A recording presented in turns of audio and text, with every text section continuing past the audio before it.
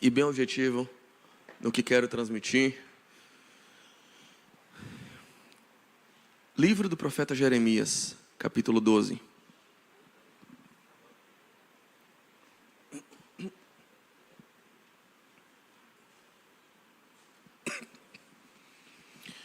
Jeremias, capítulo 12, verso 5.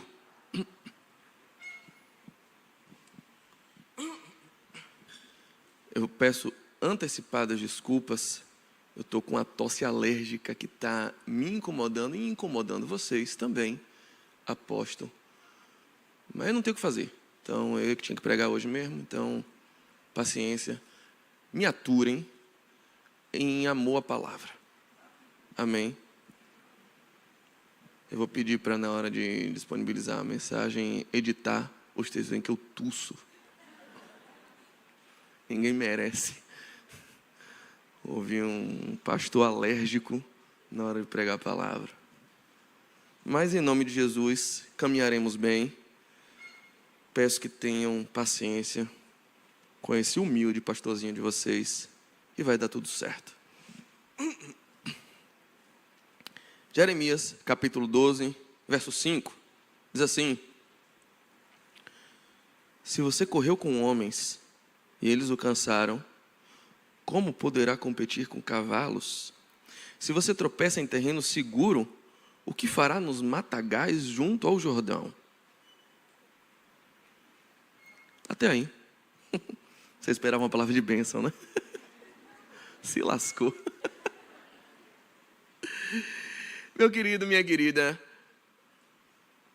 você sabe como é triste, como é desesperadora a experiência de quem tem algo para falar e não é ouvido? Como é para você o ânimo de ter que contar, de ter que falar, de ter que anunciar, de ter que tentar convencer alguém que não quer te ouvir? Você já sabe que aquela pessoa não quer te ouvir. Ela já disse: eu não quero ouvir você, sai daqui. E você tem que ter o trabalho de ir lá falar com ele. É horrível, é horrível. Eu, por exemplo, eu tenho uma ojeriza de falar com alguém que não quer me ouvir. E, aliás, eu sempre parto do pressuposto que a pessoa não quer me ouvir. É um negócio, um bloqueio meu. Eu palestro tranquilamente para 50 mil pessoas, sem ficar nervoso. Eu não consigo pedir açúcar ao vizinho, porque eu acho que eu estou incomodando, e aquilo me trava. Aliás, é horrível você ter a experiência de ir falar com alguém que você sabe de antemão que ele não está disposto. Bater na porta: bom dia, você tem um minuto para ouvir a palavra de Deus? Não, não tenho. Amém. É muito difícil, é constrangedor, rouba de você o estímulo de fazer isso. E é exatamente essa a missão que esse profeta Jeremias recebe. Uma das missões mais ingratas da Bíblia. Deus o chama, constitui Jeremias como profeta e diz: Jeremias, eu estou te chamando, cara, e eu quero que você anuncie o meu juízo ao povo. Aí Jeremias: oh Deus, não faça isso não, você errou. Não, é você mesmo. Oh Deus, eu sou uma criança.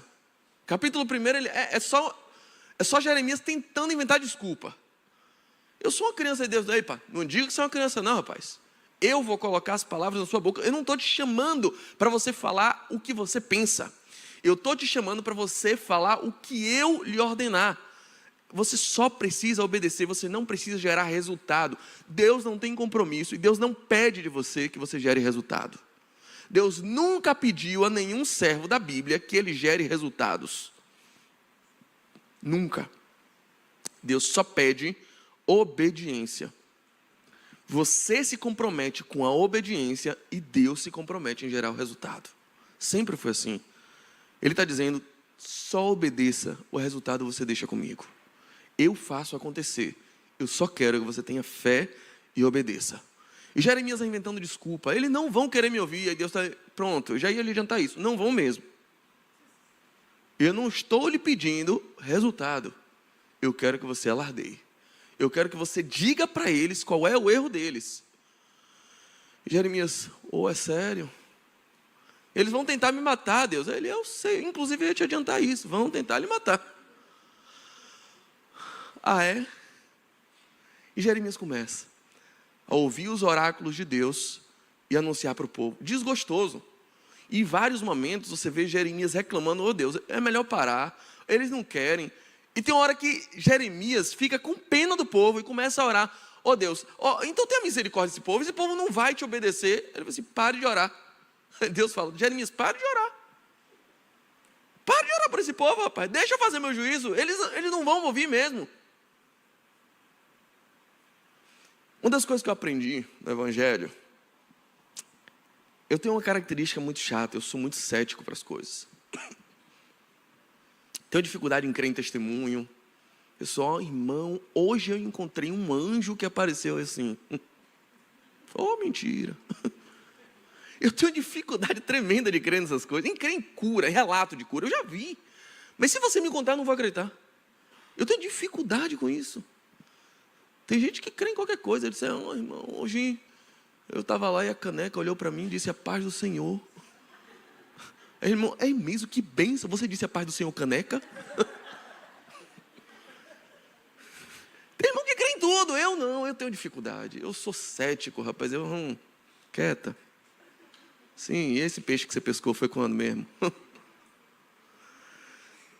Mas tem uma coisa, para uma coisa eu tenho fé. Eu aprendi a ter fé para pregar a palavra. Eu aprendi a ter fé para subir no púlpito e não estar nem um pouco preocupado se vocês vão gostar ou não vão gostar. Eu não me preocupo com isso. Essa preocupação na minha vida morreu faz muito tempo. Porque eu descobri o grande segredo do Evangelho. Eu aprendi a confiar na semente.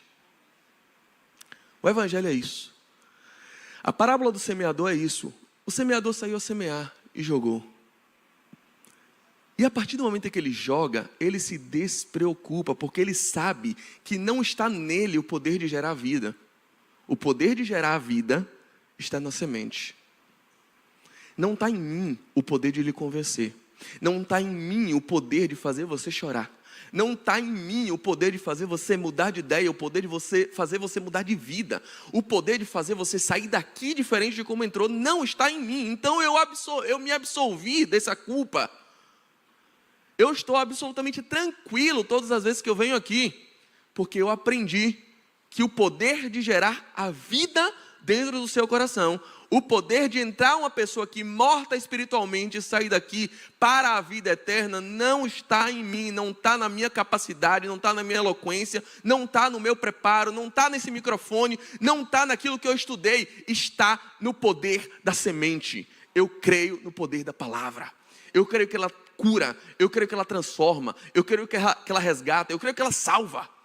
Eu creio que a palavra de Deus, se você entender e se você absorver, e eu acredito no que eu prego, nisso eu acredito piamente, porque o Evangelho ele é tão claro quanto essa água aqui, que eu consigo ver, que eu consigo beber, ele é transparente, e eu creio no poder de transformação que o Evangelho pode oferecer, porque eu sou fruto dessa transformação. Então, quando eu lanço a semente, eu estou absolutamente tranquilo, porque eu creio no poder que ela tem. O que Deus estava chamando Jeremias a fazer, é dizer, Jeremias, fica sussa, fica em paz, só lança a semente. E o resto, está fora do seu poder. Está fora do seu poder. E aí Jeremias começa a pregar. E começa a trazer uma mensagem excessivamente dura. Porque o povo tinha se desviado por completo. Deus faz comparações horrendas acerca do povo. Sabe o que é o povo, Jeremias? O povo é uma meretriz que está sentada debaixo de uma sombra, esperando o primeiro macho que apareça. Ele diz isso de Judá e de Israel. Você sabe quem é o povo, Jeremias? O povo é uma jumenta no cio. E os homens não precisam nem ter o trabalho de conquistá-la, porque ela mesma se oferece. É o que Deus diz para Jeremias, para ele anunciar a nação. E Jeremias vai lá e anuncia, e prega. E vocês sabem, talvez não seja o melhor elogio do mundo uma pessoa ouvir que ele parece uma jumenta no cio. O povo não gosta. E ao mesmo tempo em que Jeremias está anunciando esse tipo de coisa, esse tipo de palavra, esse tipo de convite ao arrependimento de um povo que colocava altar para tudo quanto é Deus, Deus fala assim: rapaz, sabe quem é esse povo? Eles me conhecem, mas mesmo me conhecendo, chegam lá na selva, na floresta, cortam um pedaço de madeira, esculpem um ídolo e chamam ele de ídolo. Fazem um altar para a rainha dos céus e dizem que ela é a mãe deles. É esse o povo. Deus vai falando isso. Esse povo me troca por qualquer coisa. Jeremias, capítulo 2, ele diz assim: você já ouviu falar de um povo que troca o seu Deus por outra coisa, ainda que não sejam deuses? Não! Os egípcios adoram seres imaginários que têm cabeça de animal e corpo de homem. Pergunta se eles querem trocar. Não trocam, não. Os egípcios sofreram 10 pragas de um Deus que provou ser mais poderoso do que todas as potestades deles. Mais poderoso do que o sol. Deus apagou o sol, fez ter sombras, trevas palpáveis em todo o Egito. O Deus da fertilidade, o Deus da agricultura, tudo isso foi segregado. Deus provou que era maior. E o Egito trocou de Deus? Nada.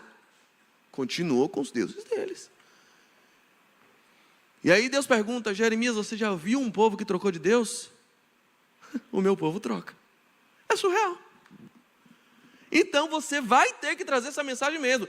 Ao mesmo tempo que ele pregava isso, a Bíblia diz que estava cheio de falso profeta, profetizando paz. Dizendo: não, Deus não está chateado não. Está tudo bem, gente. É só a gente vir para o templo, fazer um culto, fazer uma vigília de poder, de avivamento, uma conferência, e Deus perdoa tudo. Aí Deus diz: vocês estão loucos, né? Fala assim, no capítulo 7, vocês sabem que no serviço do templo, na hora do holocausto, da queima, do sacrifício de animais, tem uma parte que vocês podem comer e a outra pode ser queimada. Faz assim, ó, come a carne toda.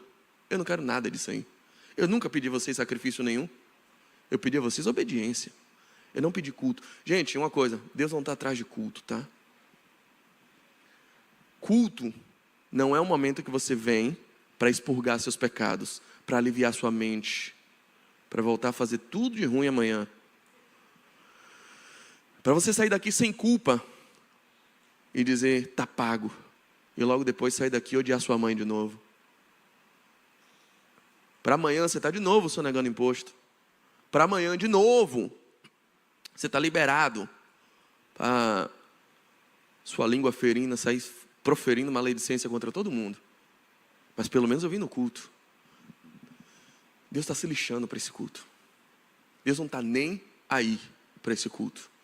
E ainda que haja profetas dizendo para você que tudo bem você ver do jeito que você quiser, só basta você ir na igreja, entregar seu dízimo, dar sua oferta, e Deus vai te recompensar, fazer um ato profético, quebrar maldição, fazer campanha das 7 cabeçadas na cruz. Ou outras campanhas mais loucas que a gente vê por aí hoje em dia. Hoje mesmo a gente viu no noticiário um suposto profeta sendo preso por causa de uma campanha um pouquinho indecorosa. Tem profeta dizendo tudo. E Jeremias está insistindo com a verdade, que não deu o ibope. E Deus diz assim: fala para eles que esses profetas são mentirosos. Não vai ter paz, coisa nenhuma, vai ter juízo. Eu não estou satisfeito. Eu não estou satisfeito. Esse povo me abandona e depois reclama de estar abandonado. Esse povo não dá a mínima para mim. Esse povo não quer nenhum tipo de compromisso comigo, mas exige os meus favores. Eu não vou entrar nessa. Eu não me relaciono com meretriz. Eu não atuo, eu não ando com gente que vive se relacionando comigo numa relação de prostituição. Não dá. Não dá. Avisa isso para eles. E Jeremias tenta. E tenta. E Jeremias descobre pela boca do próprio Deus que estão tramando para matá-lo. Assim, é mesmo, Deus? É, rapaz, estão querendo te matar aí, rapaz. É nesse barril que você me coloca? É? E Deus rapaz. E Jeremias começa a reclamar. Aí chega no capítulo 12. No verso 1, você vê Jeremias chamando Deus assim, Deus, se eu pudesse, eu apresentaria minha causa agora diante de você. E eu queria que você avaliasse. Porque eu acho que você está viajando aí, velho. Olha a franqueza de Jeremias com Deus. Olha o nível da oração dele com Deus. Eu acho que tem coisa que você não está observando. E sinceramente, eu acho que você não está sendo justo. Porque eu não aguento mais. Jeremias olha para Deus e diz, eu não aguento mais. Você está vendo isso, mas assim, é um desconcerto na ordem das coisas, em que o ímpio prospera, em que o pobre falece, em que pessoas ruins têm bons destinos, e parece que você não está fazendo nada. Antes Deus quer castigar o povo, Jeremias diz, não faça isso. Agora Deus alivia um pouco, Jeremias, agora você não está castigando. E Jeremias está naquela angústia, principalmente por uma razão, porque ele não está sendo ouvido. Ele está pregando e o povo não se converte, o povo não se arrepende. E aí ele vai se estressando. Aí Deus é quem diz para ele, Jeremias, até a sua própria família está contra você. Não é só isso não. Tem mais gente contra você, até os seus próprios familiares. Você vai ler isso aqui no capítulo 12, no verso 6. Até os seus irmãos e a sua família inteira traíam você e perseguem você aos gritos. Mas eu tenho uma palavra para você, Jeremias. Para de mimimi, vai piorar. Jeremias está esperando um consolo. Aí Deus diz assim, Jeremias, na moral, se você está se estressando, correndo com homens, como é que você vai conseguir correr com cavalos? E aí? Aí Jeremias, pronto. Agora foi que deu. Eu não estou aguentando isso aqui, você vem me dizer agora que isso é só o começo. E eu disse, vai piorar. Pare e pense nessa situação. Algum homem conseguiria competir com cavalos? A ciência estima que um cavalo, ele pode correr até 88 km por hora. O recorde que a gente tem catalogado de um homem correndo é de meu irmão correndo da sandália de minha mãe.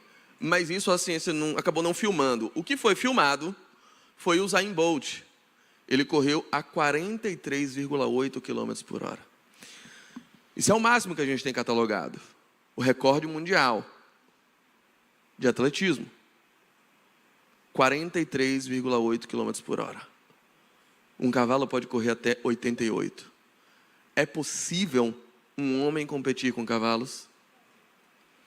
E por que Deus pede algo impossível para nós? Se a gente aprendeu que Deus não nos dá lutas que nós não podemos carregar, correto? Absolutamente errado.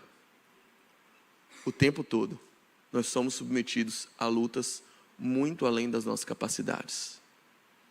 Todos os dias. E a Bíblia diz exatamente isso, que nós sim podemos enfrentar lutas além das nossas capacidades de enfrentar e de suportar. Aliás, o apóstolo Paulo escreve a segunda carta aos Coríntios, no capítulo 1, versos 8 e 9.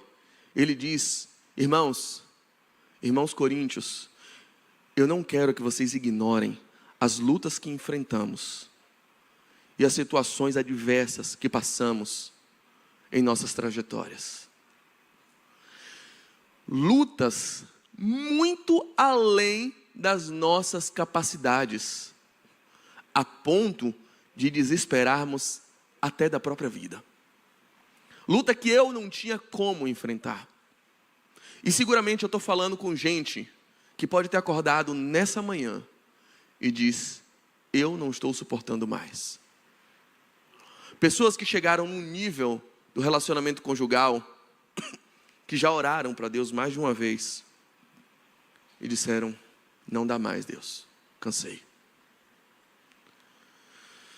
Pessoas com crises internas, crises alojadas em um nível intrínseco do seu coração, da sua alma, e que são absolutamente incompatíveis com o desejo que você tem de se render aos pés do Senhor, e que você não consegue mais domar, porque já toma tanto do seu ser, que aquilo já virou parte de você, e você olha para Deus e diz: não dá mais, eu não consigo mais suportar isso.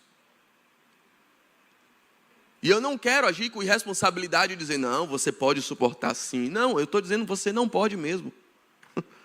É mais forte que você. Constantemente enfrentamos lutas que são mais fortes do que nós, sim, que estão muito além das nossas capacidades. Paulo enfrentou e diz: não ignorem, nós enfrentamos lutas muito mais pesadas do que a nossa capacidade de suportar. E aí no verso 9 ele diz: mas sabe por que a gente enfrentou? 2 Coríntios capítulo 1, verso 9. Para que aprendêssemos a confiar em Deus. Verso 9. Que ressuscita os mortos. Nós tínhamos a sentença de morte, para que não confiássemos em nós, mas em Deus, que ressuscita os mortos. O tempo inteiro somos submetidos à situações que fazem você reconhecer a sua pequenez, mas que te levam a um ambiente onde você começa a reconhecer que a fé, que a confiança, que a esperança em Deus é tudo o que lhe resta. O pastor Tim Keller costuma dizer que muitas vezes a gente só percebe que Jesus é tudo que a gente precisa quando Jesus passa a ser tudo que a gente tem. As situações adversas, e Deus sim espera o impossível de você, porque você não vai em seu próprio nome. Pergunto de novo: é possível um homem competir com cavalos? Teve um evento na Bíblia, em Reis capítulo 18, segundo Reis capítulo 18, verso 46, Elias tinha acabado de profetizar que voltaria a chover depois de 3 anos. E aí, o rei Acabe estava em conflito com ele. E ele diz: Acabe, pode correr para sua casa, porque depois de 3 anos e meio sem chover em Israel, a chuva vai começar.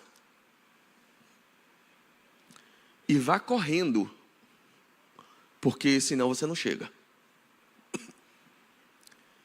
E aí Acabe monta no seu carro, com a sua carruagem, com seus cavalos, e começa. E aí Elias olha para ele: ih, rapaz, Acabe foi embora. Se Acabe vai com cavalos, é possível que ele não chegue a tempo, porque a chuva vai pegar ele no meio do caminho, ele vai atolar, ele vai inundar. O que eu faço? Pode projetar, por favor? Esse texto de Reis 18, verso 45, 46. Mulher, eu te passei antes. Olha a sua vida, viu? Aí, ó. Olha lá, você está no 1 ainda. Vai passando. 45 depois. É 1 Reis, perdão. Mas foi o que eu lhe passei, mulher. Deixa disso. Oh, meu Deus, é uma criação de problema desnecessário, gente. Meu Deus do céu, eu já lhe passei. É um mimimi esse povo. Aí, ó. 45. Sucedeu que, entretanto, os céus se enegreceram com nuvens e vento, e veio uma grande chuva. Acabe subiu no carro com seus cavalos e foi para Jezreel. 46. E a mão do Senhor estava sobre Elias, o qual cingiu os lombos e veio correndo perante Acabe até a entrada de Jezreel. Coloca outra versão, porque a ARC não é tão boa. A ARA vai dizer, por exemplo, a NVT, a NA vai dizer, e Acabe, e Elias correndo ultrapassou Acabe com seus cavalos. Por quê? Porque o Espírito do Senhor tocou em Elias. O que Deus está falando para Jeremias é o que Ele quer falar para você de forma muito objetiva hoje. Você está se estressando com coisas poucas. Você está perdendo sua saúde com problemas pequenos. Deus quer te dar problemas muito maiores.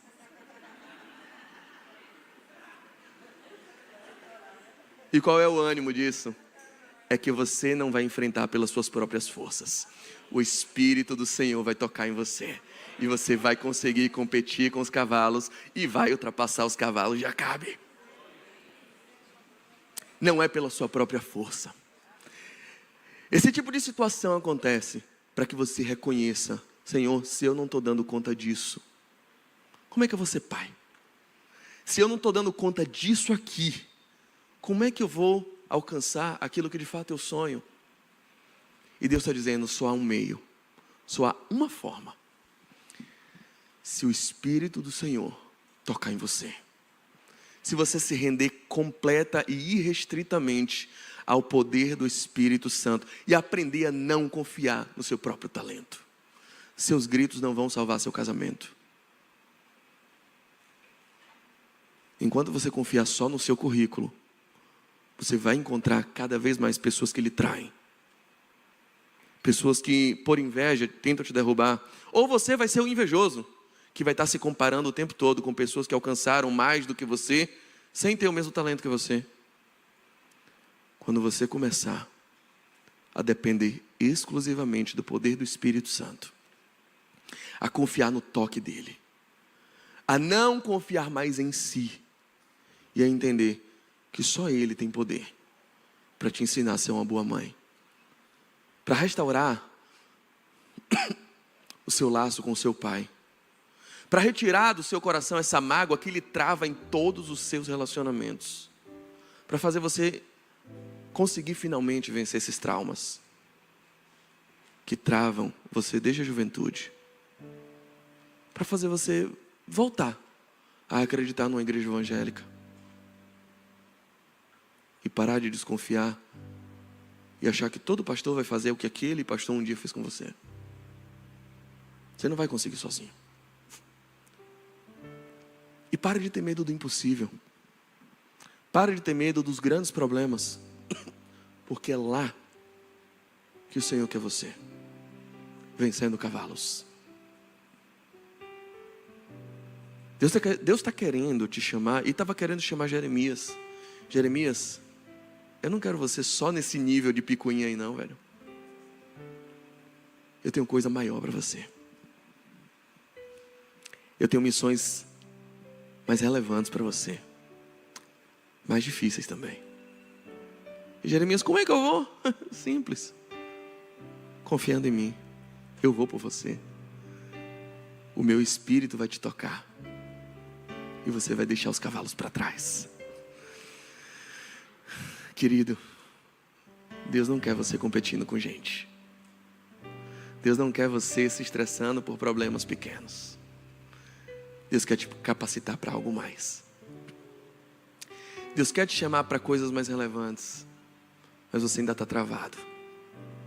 Ainda está travado no nível de infantilidade, que de fato é difícil, mas é difícil para você.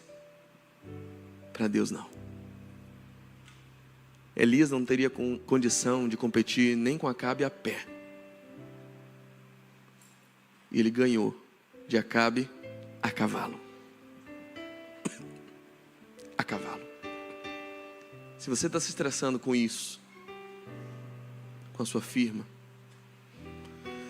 como é que Deus vai te colocar para chefiar uma família? Se você está se estressando com o direito do consumidor,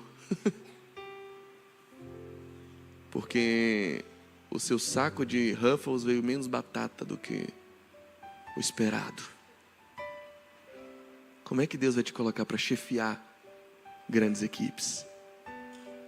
Se você não está dando conta de uma expectativa acerca de um exame, como é que Deus vai te colocar para romper em níveis de fé além do sobrenatural? Deus está te chamando para algo maior. Mas você tem a opção. Não, Deus, eu prefiro ficar aqui, na mediocridade. Não confie em mim, não conte comigo. Você tem essa opção. Ou você pode dizer: Senhor, eu quero competir com os cavalos. Eu quero ir além. Eu quero romper. Eu quero sair desse nível raso que eu já me encontro há tanto tempo. Eu me recuso a ser medíocre. Eu me recuso a ficar sempre nessa mesmice. E Deus está dizendo assim: então aperte os cintos e confie em mim. A gente aprende a confiar num piloto que você nunca viu na vida, nem vai olhar para o rosto dele e não sabe nada do currículo dele. Você simplesmente senta no avião, aperta seu cinto e acredita que ele vai te levar.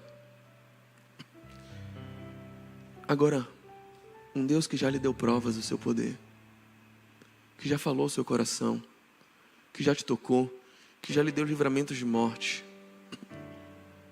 e que está lhe convidando: ei, entra no avião, sem perguntas, deixa que eu te levo. E você está em dúvida se vai ou se não vai, se obedece ou se não obedece. Sem fé é impossível agradar a Deus. Mas se você se deixar ser tocado, se você deixar que o Espírito, se você abrir o seu coração e dizer: Espírito Santo, me toque, me possua, me tome, não vai ter cavalo que lhe aguente. Não vai ter carruagem que ultrapasse os locais onde Cristo pode te levar. Você está estressadinho demais, né? A boa notícia de Deus é: vai piorar. Vai piorar a situação, mas vai melhorar a sua condição. Por quê? Porque o Espírito do Senhor vai ser derramado sobre a sua vida. Fique de pé, vamos orar.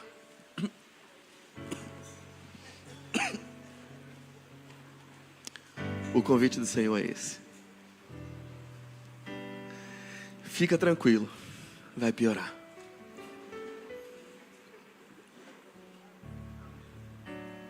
Não fala isso não? Falo sim. Claro que falo.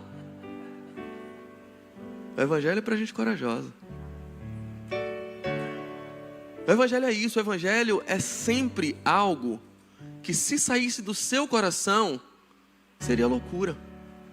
Abraão sai de casa e o pai diz: vai para onde, Abraão? Vou ali, pai.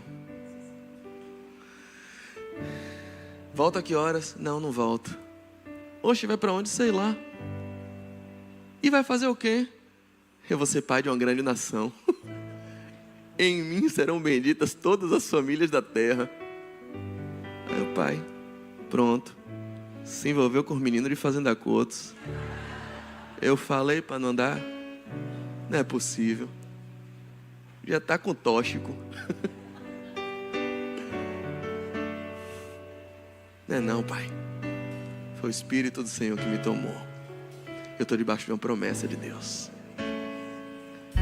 Mulher, olha, Pedro, vai para onde? Eu vou ali pregar o Evangelho. Onde, Pedro? Em Jerusalém. Jerusalém inteira? Não, não é somente isso não. Toda a Judeia. Toda a Judeia, Pedro. Pelo amor de Deus. Tem que voltar antes do jantar. Não, mas em Samaria também. Aí não, Pedro. Aí Samaria, pô. Imagina o Uber daqui para Samaria. É, mas também até os confins da terra. Ah, pronto. Esse homem doidou. Eu não estou doido não, mulher. Eu estou cheio do Espírito Santo de Deus.